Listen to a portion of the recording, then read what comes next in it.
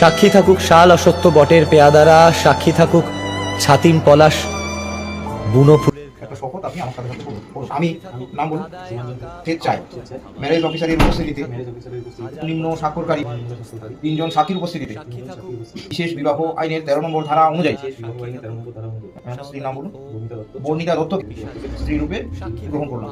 আচ্ছা এই বর্ণিতা দত্ত এই মুহূর্ত থেকে আপনার আইনসম্মতভাবে স্ত্রী হলেন।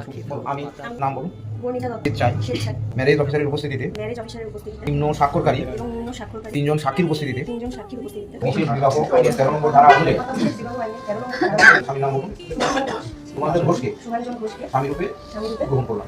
আচ্ছা সুমাঞ্জন ঘোষ এই মুহূর্ত থেকে আপনার আইনসম্মতভাবে স্বামী হলেন। আপনারা দুজন এখন আইনসম্মতভাবে স্বামী স্ত্রী হয়ে গেলেন। ঠিক আছে। আচ্ছা এবার